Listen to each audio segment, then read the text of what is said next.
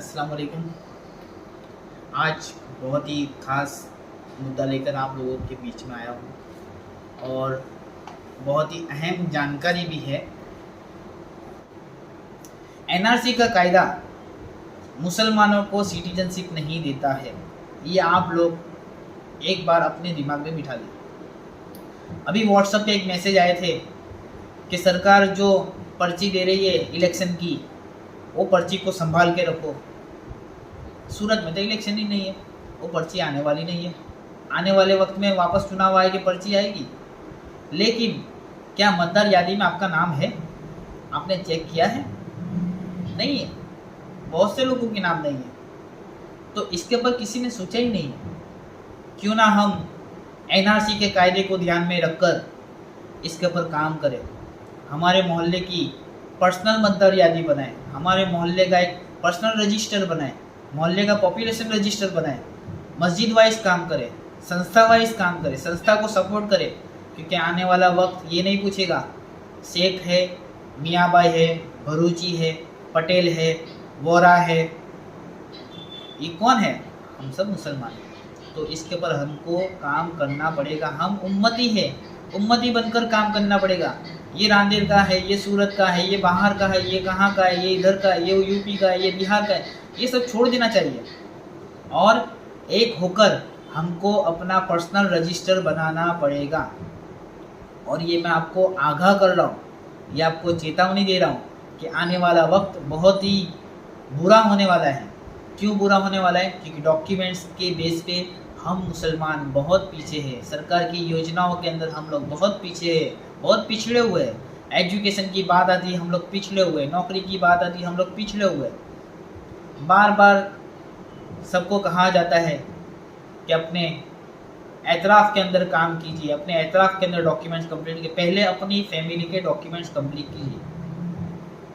मैं आपको बता दूं कि आने वाले वक्त में एनआरसी का कायदा सबसे पहले आपके जन्म के प्रमाण पत्र मांगेगा। जन्म के प्रमाण पत्र में आपका जो नाम है वही नाम आपका सारे डॉक्यूमेंट्स में होना चाहिए। अगर आपके जन्म के प्रमाण पत्र में कोई त्रुटि है तो आज ही उसको सुधार लीजिए। मैं आपके पास आने के लिए तैयार हूँ और जो लोग मुझसे जुड़ना चाहते हैं उन लोगों को ये डिस्क्रिप्शन में मैंने नंबर दिया हुआ है, मुझको व्हाट्सअप कर सकते हैं। मैं आके आपके साथ बात कर सकता हूँ, मीटिंग कर सकता हूँ, हमारी टीम आके आपके साथ हेल्प कर सकती है। आने वाले वक्त में बहुत ज़रूरी हो जाएगा कि हमारे पास हमारी सिटीजनशिप का कुछ पुरावा हो। और सिटीजन के पुरावे सबसे अहम अगर किसी का रोल हो तो वो जन्म के प्रमाण पत्र का है।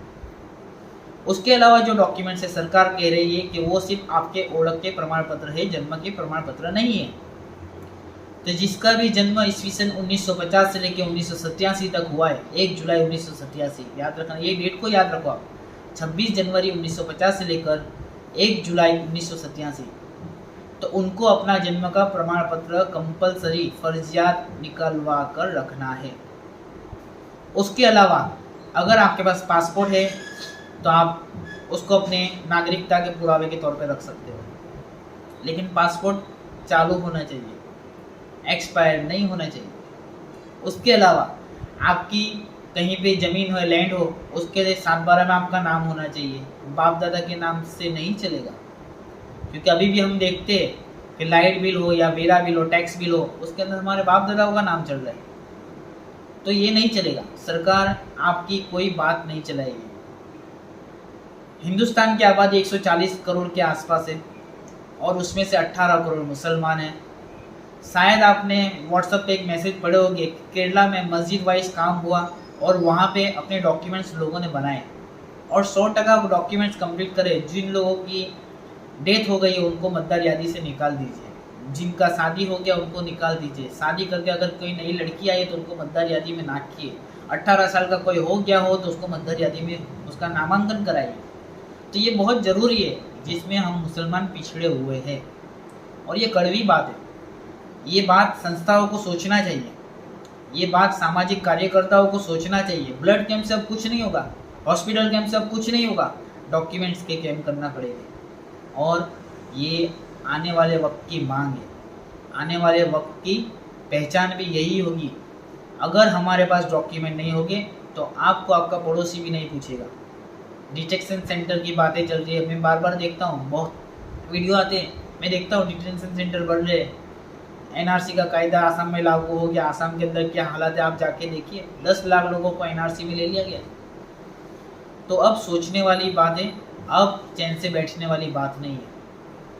तो इस वीडियो के माध्यम से मैं सूरत शहर, रांदेर, जितने भी लोग सामाजिक कार्य करता है, भले वो कोई भी पार्टी से जुड़ा हो, बीएसपी से जुड़ा हो, कांग्रेस से जुड़ा हो, आप से जुड़ा हो, बीजेपी से जुड़ा हो, किसी से भी जुड़ा हो, संस्थाओं से जुड़ा हो, लेकिन अपने मोहल्ले में, अपने एतराफ़ में, अपने घर में डॉक्यूमेंट्स कंप्लीट है या नहीं है वो देखिए, और अपनी मस्जिदों के इमाम से, मुतवल्लियों से बात कीजिए और वहाँ पे कैंप करिए, वोटिंग कार्ड और आधार कार्ड को लिंक कराइए, आपके जन्म के दाखिले को आपके नज़दीकी जो भी जोन ऑफिस है वहाँ पे जाके रजिस्टर कराइए, वो ज़रूरी है।